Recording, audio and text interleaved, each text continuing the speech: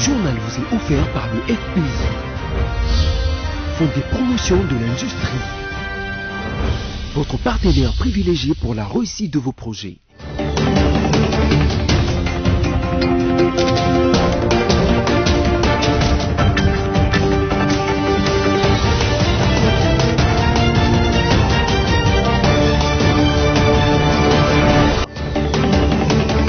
C'est l'heure de vous informer tout de suite les titres de l'actualité dès ces journaux. 450 millions de dollars américains disponibles pour le projet de développement des 145 territoires. L'option a été levée lors d'une réunion de grande option d'orientation pour démarrer ces projets tenus jeudi par le chef de l'État Félix-Antoine Tshisekedi. Le premier vice-président de l'Assemblée nationale, Jean-Marc Abounda, a annoncé ce vendredi 14 janvier sa démission de ses fonctions. Ainsi l'annonce une nouvelle page de l'histoire qui sera écrite avec la sueur. Lutte contre la Covid-19, une amende de 10 000 francs congolais sera exigée à toute personne qui ne portera pas de masque contre sa relaxation. C'est ce qu'a fait savoir le général Silvano Kasongo. Après les titres, place au développement, mesdames et messieurs, bienvenue. Le chef de l'État a présidé jeudi 13 janvier à la Cité de l'Union africaine la première réunion du comité politique de pilotage du programme de développement à la base dans les 145 territoires du pays. Cette réunion inaugurale du comité politique des pilotes a permis de fixer les grandes orientations de ce projet qui consiste à construire des infrastructures de base dans les territoires pour réduire la pauvreté, stopper l'exode rural et engranger une dynamique de développement.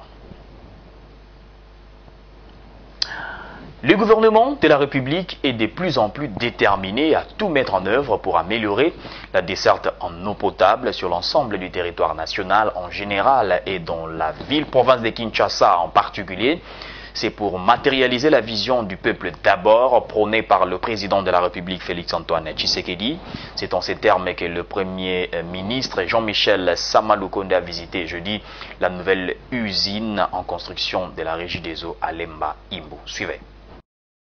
C'est dans cette optique que le Premier ministre Jean-Michel Sama Lukonde a effectué dans la matinée une visite sur les sites où s'effectuent les travaux de construction de la nouvelle usine, des captages et des pompages d'eau entrepris par la Régie des eaux à Lemba Imbu, dans la commune de Mongafula. L'objet de sa visite était de s'assurer de leur bon déroulement. Nous sommes là dans un secteur social dans lequel pour cette année, nous avons reçu des instructions claires de son Excellence Monsieur le Président de la République.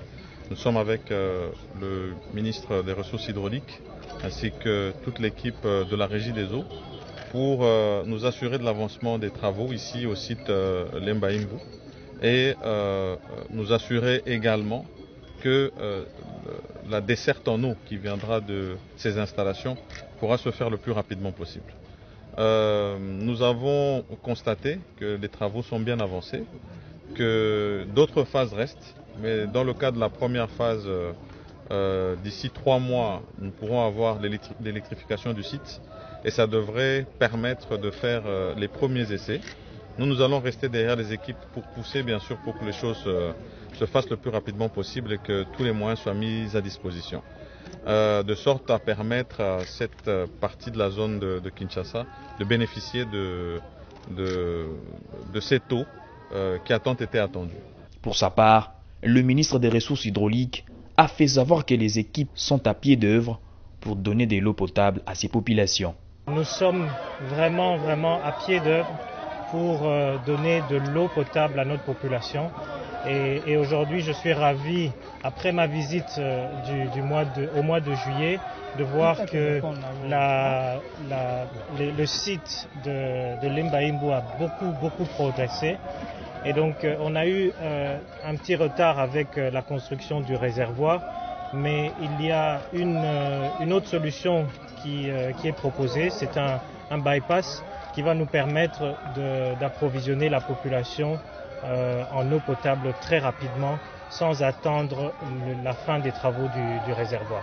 Après avoir communié avec la population quinoise de cette partie de la ville, le Premier ministre s'est rendu compte de l'état de délabrement des infrastructures routières de Lemba Imbu en général et de la route Sekomaf en particulier. Je le disais en titre, Jean-Marc Abounda a annoncé ce vendredi 14 janvier sa démission de ses fonctions de premier vice-président de l'Assemblée nationale. C'est une forte décision qui fait suite à une exécution punitive menée en sa résidence par le militaire de la garde républicaine chargé de la sécurité du président de la République et de sa famille. Il dit, je cite, « En ces jours, je prends la décision de démissionner de mes fonctions de premier vice-président de l'Assemblée nationale. Ainsi s'ouvre une nouvelle page de l'histoire qui sera écrite avec la sueur de notre front qui coulera chaque jour qu'on affrontera les brimandes, humiliations et tortures. » Fin des citations. Dans l'actualité également, les 3 membres restants et récemment nommés de la Commission électorale nationale indépendante ont prêté serment jeudi 13 janvier devant la Cour constitutionnelle. Il s'agit de Didi Manara, Agé Matembo Agé et Jean Ilongo Tokole, nouvellement investis, qui ont déclaré solennellement leur ferme engagement d'accomplir loyalement le devoir de leur charge. On écoute le président de la Commission électorale nationale indépendante à ce sujet après la prestation des serments. Nous sommes maintenant au complet. Nous pouvons nous mettre au travail. C'est un plaisir pour moi de leur souhaiter la bienvenue parmi nous, tous les 3, ainsi que l'équipe dirigeante du secrétariat exécutif national, notamment le SEN et la Sénat. Bienvenue. Nous avons jeté les jalons pour avancer dans nos travaux et nous avons eu un séminaire d'imprégnation durant lequel beaucoup de choses ont été faites, notamment la feuille de route. Nous allons tenir un autre atelier, ça sera sur la planification stratégique. La base est en train d'être jetée. Ce qui nous restait, c'était justement ce complément pour que l'équipe soit vraiment au complet. Évidemment, il y a aussi le problème des ressources, parce que vous savez, on ne peut pas organiser les élections sans ressources, sans argent. Nous avons pris des contacts avec les autorités gouvernementales et nous nous attendons à ce que nous financent. Dans un autre sujet, la vice-ministre de la Défense nationale et ancien combattant, Séraphine Kiloubu, a invité les hauts cadres civils et militaires à approfondir leurs connaissances sur les stratégies de la défense nationale à l'ouverture jeudi au siège du Collège des hautes études des stratégies et de la défense CHESD à Kinshasa, d'un séminaire régional marquant la 5e session spéciale de cette école supérieure militaire régionale. À suivre. La vice-ministre de la Défense, Mme Séraphine Kiloubu Koutouna, a, au nom du ministre de la Défense nationale et des anciens combattants, ouvert ce jeudi 13 janvier 2022 le séminaire régional marquant le début des instructions de la 5e session spéciale du Collège de hautes études des stratégies et de défense CHESD à l'amphithéâtre Tchandjou de ce haut établissement militaire. Ce séminaire de 2 jours sous les thèmes politique de défense et coopération régionale en Afrique centrale. Dans son mot d'ouverture, Mme Séraphine Kiloubu a indiqué que cette session s'ouvre à un moment particulier où la RDC fait face à une insécurité persistante. Elle a par ailleurs invité les hauts cadres civils auditeurs de cette session à approfondir leurs connaissances sur la politique de défense et la coopération régionale et de faire montre d'excellence avant de déclarer ouvert ce séminaire. Toute estime est pour moi d'être parmi vous ces jours et d'être celle par devers qui les gants de démarrage de cette 5e session spéciale du TED va sonner. Étant donné que certaines menaces dans leurs facettes traversent les frontières, il convient de noter qu'au-delà de la dimension nationale, une politique de défense d'un État ne peut passer outre les dimensions régionales et internationales. C'est en couronnant cette session de toutes les chances du monde que je m'en vais la déclarer ouverte. Pour le chef d'état-major général, le général d'armée Mbala Moussense Célestin, la thématique choisie pour ces assises du CHESD, qui aujourd'hui les centres stratégiques et régionaux de la CEAC, rime avec la situation qui prévaut en RDC et dans la région, ce qui nécessite la mutualisation des forces, d'où l'approche régionale et nationale dont l'éthique de complémentarité justifie la mise en œuvre du CHESD. Pour le général Mbala, le CHESD constitue donc une symbiose entre les armées de la CEAC, la police, les hauts cadres civils a-t-il appelé donc à aider notre continent à trouver les meilleures stratégies pour la défense et sa sécurité. Auparavant, les commandants adjoints de cet établissement militaire, le général de brigade Sam Kabila, avait fait la brève présentation. En mémoire de la mort de Mzee Laurent Désiré Kabila et Patrice Emery Lumumba, tués le 1er 16 janvier 2001 et le second le 17 janvier 1961, et vu l'ordonnance du 14 mai fixant la liste des jours fériés légaux en République démocratique du Congo, les journées des 16 et 17 janvier 2022 sont déclarées chômées et payées dans toute la RDC. Qu'y a-t-il à savoir sur les deux héros de la politique congolaise? Tentative de réponse dans cet élément. Le 16 janvier 2001 et le 17 janvier 1961 étaient tués respectivement Mzee Laurent Désiré Kabila et Patrice Emery Lumumba, deux figures d'époux dans les épopées de l'héroïsme politique en RDC qui ont en commun le nationalisme envers leur pays. Leur nationalisme avait gêné les objectifs ou intérêts impérialistes aux dépens du Congo au point qu'ils ont été abattus en application lâche des conspirations cyniques des Occidentaux intéressés à la RDC. Et chaque fois aux dates de leur mort, différentes activités en leur mémoire sont organisées à travers le pays. C'est ainsi que les journées de 16 et 17 janvier 2022 sont déclarées chômées et payées sur toute l'étendue de la RDC selon un communiqué du ministère du Travail, Emploi et Prévoyance sociale parvenu à votre rédaction. Cette décision est conforme à l'ordonnance du 14 mai 2014 fixant la liste des jours fériés légaux en RDC, explique ces communiqués. Néanmoins, puisque la journée du 16 janvier 2022 tombe un dimanche, le ministère du Travail, Emploi et Prévoyance sociale a retenu la journée du samedi 15 janvier comme celle dédiée à l'anniversaire de la mort de Mzee Laurent Désiré Kabila et l'a déclarée journée chômée et payée sur toute l'étendue du territoire national. Ce 16 janvier 2022, rappelons-le, Mzee Laurent Désiré Kabila, assassiné le 16 janvier 2001 dans son bureau au Palais de Marbre à Kinshasa par l'un de ses gardes du corps, totalisera 21 ans dans le séjour des morts. Ce 17 janvier 2022, en outre, Patrice Emery Lumumba, le tout premier ministre du Congo indépendant, envoyé ad patres le 17 janvier 1961 à Lubumbashi, dans le sud-est de la RDC, 6 mois après avoir conduit le pays à l'indépendance, totalisera 61 ans dans l'au-delà. Jusqu'aujourd'hui, les circonstances et conditions de son meurtre restent nébuleuses, même si en décembre 2012, la justice belge a décidé d'ouvrir une enquête sur sa mort. Après 11 ans de la mise en place et du travail de la commission d'enquête parlementaire belge, il a été mis en évidence la responsabilité morale de la Belgique dans ces crimes crapuleux et le gouvernement belge avait présenté des excuses officielles à la RDC. Retenons à son sujet également qu'en mi-décembre 2020, le président Félix Tshisekedi a annoncé devant les deux chambres du Parlement réunies en congrès le rapatriement de la relique de Lumumba et la construction d'une sépulture digne de son sacrifice. Le même annoncera en juin 2021 le report du rapatriement de la relique de Lumumba pour le 17 janvier 2022.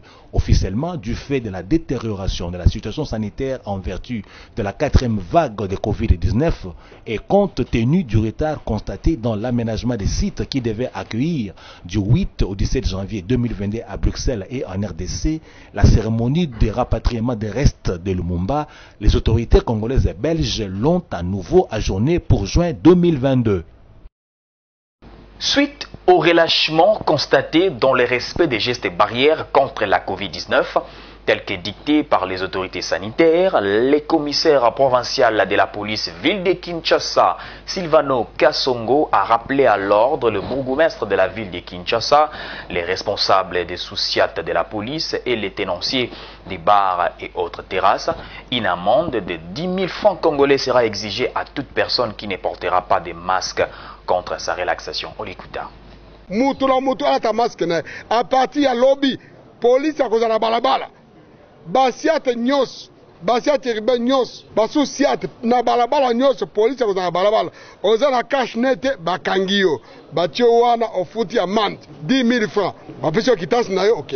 Soki oza la mongote, bamemi la police. Ti tango kufuta 10 000 francs. À partir à lobby, police à telemi. Oh makamba babar et bandi lelo. Mais makamba cache à partir à lobby, police à cause de la balabala. On va parler d'éducation dans ce journal. Le directeur de cabinet du ministre de l'EPST, Daniel Ebondo, a présidé jeudi la 2e réunion d'évaluation de la campagne dénommée Pas une école sans banc initiée par le ministre Tony Mwaba, lancée depuis le mois d'octobre 2021 dans le but de résoudre le problème des surpeuplements des écoles à l'ère de la gratuité. La campagne porte ses fruits. Au total, 2500 bancs, plutôt bacs, ont été distribués au Kasai, à Lubumbashi ainsi qu'à Kinshasa. Suivez. Nous venons de terminer une réunion qu'on a commencée depuis 10 heures. Cette réunion consistait à une prise de conscience de ce qui nous a été recommandé par la commission créée par son Excellence, Monsieur le ministre de l'EPST, Tony Mwaba Kazadi, honorable professeur. Nous avons parcouru l'arrêté qui crée la commission, qui nous donne beaucoup d'orientation pour cette année 2022. Le slogan, c'est « Pas d'école sans banc ». C'est un appui très nécessaire sur la campagne de la gratuité, la pérennisation de la gratuité. La gratuité qui est non négociable, l'article 43 de la Constitution. Et c'est les slogans clés du gouvernement Sama Lukonde, sous l'impulsion et la vision du chef de l'État, Félix Antoine Tshisekedi Tshilombo. Exactement, cette opération a déjà commencé depuis le mois d'avril. Ça a été lancé dans les Kasai, à Kabeyaka Mwanga. Des écoles ont déjà bénéficié de ces bancs. Il y a aussi ici à Kinshasa, au Kankokolo, Lubumbashi. Donc c'est dans toutes les provinces que cette campagne va se faire et s'accomplir. En sport, les Lions indomptables du Cameroun se sont hissés en huitième de finale de la Coupe d'Afrique des Nations 2021 à domicile. Ils ont pulvérisé les Walia Antilopes de l'Éthiopie sur les scores de 4-1 hier jeudi 13 janvier à l'issue du match de la deuxième journée du groupe A. Dans l'autre rencontre, toujours du groupe A, le Burkina Faso a battu le Cap-Vert sur la plus petite marque d'1-0 et s'est relancé. La deuxième journée de la phase de groupe qui dans certains cas permet de connaître le premier qualifié pour la phase suivante a vécu jeudi 13 janvier au stade de Dolembe de Yaoundé dans le groupe A constitué du Cameroun, du Cap-Vert, de Burkina Faso et de l'Éthiopie. Tenez, le Cameroun sera tout à fait au rendez-vous de huitième de finale de la CAN 2021 organisée dans ses murs. Pour avoir pulvérisé l'Éthiopie par 4-1, le pays organisateur et la toute première sélection a validé son billet pour l'étape suivante. Pourtant, tout n'a pas été rose pour le Cameroun qui a encaissé un but dès la 4e minute, l'œuvre de l'Éthiopien Otessa. Comme lors du match d'ouverture, les Lions indomptables ont eu les ressources nécessaires pour revenir au score et marquer le but du triomphe.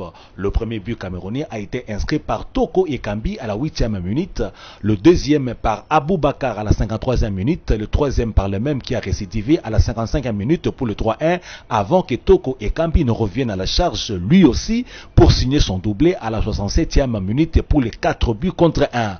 L'Éthiopie aura bien lutté, mais ses actions n'ont pas été récompensé par des buts, un peu comme une antilope dans la brousse qui lutte en vain pour échapper à la mort après avoir été happée au cou par les puissantes canines d'un lion affamé et décidé à la dévorer. Le deuxième duel très disputé de la journée entre le Burkina Faso et le Cap-Vert s'est soldé par une petite mais précieuse victoire burkinabé. La seule marque de la partie est l'œuvre de Hassan Bandé à la 39e minute qui a repris un centre millimétré d'Issa Kaboré tiré de la droite vers la gauche. Cette victoire permet aux étalons de conserver toutes leurs chances d'accéder au huitième de finale. À l'issue de la deuxième journée dans le groupe A, le Cameroun a fait parler la classe de son attaque et son capitaine Aboubakar est devenu le meilleur buteur ayant inscrit 4 buts en 2 sorties où à chaque fois il a réussi un doublé. Le Burkina Faso et les Cap-Vert qui ont chacun 3 points seront départagés dimanche 16 janvier au terme de la 3e journée dans ces groupes. Ici au pays, 3 matchs de poursuite de la Ligue nationale de football ont eu lieu jeudi 13 janvier à Lubumbashi dans le Haut-Katanga. D'entrée de jeu, la JS Groupe Bazano de Lubumbashi a perdu son match joué à domicile par un score de début contre 3 face à l'US Chinkunku de Kananga. Au stade TP Mazembe de Kamalondo a vu le CS Don Bosco faire un match nul de 0 but partout face à l'ASV Club Sami Bosongo. Les regards des amoureux du football congolais ont été tournés jeudi 13 janvier vers Lubumbashi, où se sont joués 3 matchs dans cette phase allée de la 27e édition de la Vodacom Ligue 1. Au stade tout-puissant Mazembe de la Kamalondo, 2 rencontres. Enlevé des rideaux, l'AS Vita aux prises avec Don Bosco, puis Asekuya opposé au tout-puissant Mazembe. Sous les gazons du stade Frédéric Kibasa Maliba de la commune de la Kenya, la jeunesse sportive Groupe Bazano a offert son hospitalité à l'Union sportive Chinkunku. Aux prises avec les Salésiens du cercle sportif Don Bosco qui ont produit un jeu excellent, les dauphins noirs de l'AS Vita ont trouvé de la résistance sur leur chemin. C'est donc une bonne chose pour eux s'ils s'en sont sortis avec un nul vierge. Mais les moscovites ont crié au mauvais arbitrage, contestant l'annulation de leur but pour position litigieuse. Le tout-puissant Mazembe n'a fait qu'une bouchée de la Sekouya après l'avoir becté mortellement par 3 fois. La première mi-temps, marquée par une résistance des visiteurs, s'est achevée par une note paritaire vierge. Les 3 buts ont tous été inscrits en seconde période après des ajustements apportés par les coachs mazembiens. Premier but marqué à la 75e minute sur coup de tête croisé par Jefté Kitambala. Deuxième but à la 88e minute par les doyens Issa Mampeko. Et le troisième but à la 93e minute par Philippe Kinzombi. Victorieuse par 2 buts contre 3 face à la JS Groupe Bazano, l'US Chinkunku a enregistré son 2e succès d'affilée au championnat d'élite de la RDC. Une victoire qui est intervenue après celle de 0 contre 1 devant l'AS Simba de Kolwezi, qui montre que ce club de Kananga peut tutoyer les habitués de la Vodacom Ligue 1.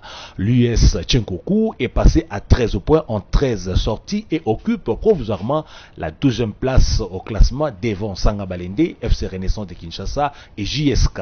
Et sur le podium, le tout-puissant Mazembe mène les débats avec 41 points plus 26 à l'issue des 15 sorties. L'AS Vita est 2e avec 36 points plus 24 après 14 rencontres et le FC Lupopo 3e grâce à ses 30 points plus 14 au bout des 13 rencontres. Ne nous quittez pas, la revue de presse c'est dans un instant.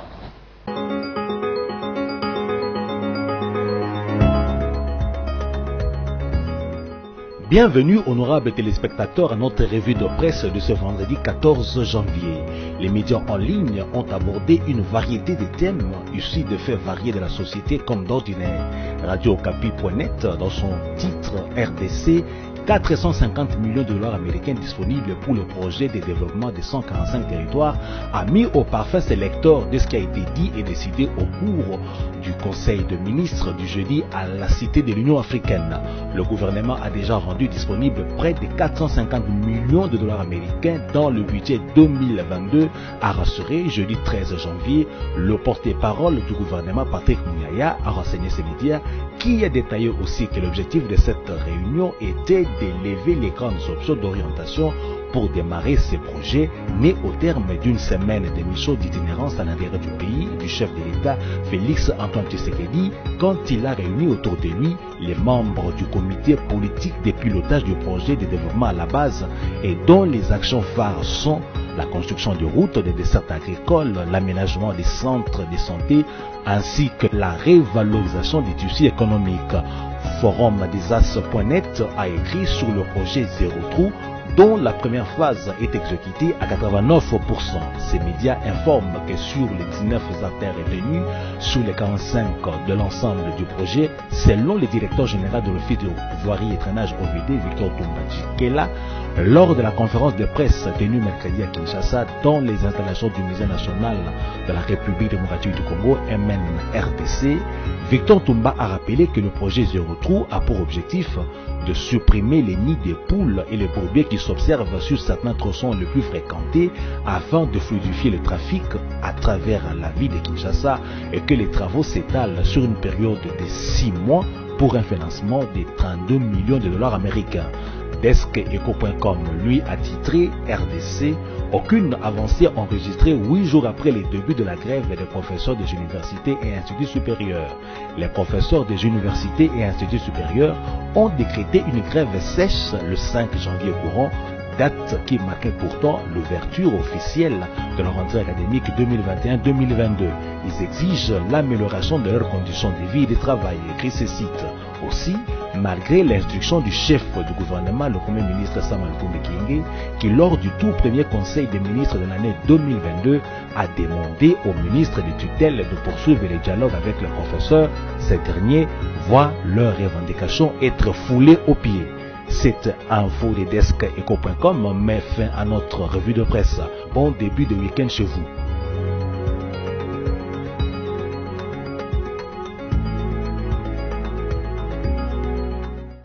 Voilà, si vous nous avez pris en cours de diffusion, voici l'essentiel à retenir. 450 millions de dollars américains disponibles pour le projet de développement des 145 territoires. L'option a été levée lors d'une réunion de grande option d'orientation pour démarrer ces projets tenus jeudi par le chef de l'État Félix-Antoine Tshisekedi. Le premier vice-président de l'Assemblée nationale, Jean-Marc Abounda, a annoncé ce vendredi 14 janvier sa démission de ses fonctions. Ainsi l'annonce une nouvelle page de l'histoire qui sera écrite avec la sueur. Lutte contre la Covid-19, une amende de 10 000 francs congolais sera exigée à toute personne qui ne portera pas de masque contre sa relaxation. C'est ce qu'a fait savoir le général Silvano Kasongo. Ce journal est terminé. Merci de l'avoir suivi. L'actualité reste en continu sur votre chaîne. Vivez heureux.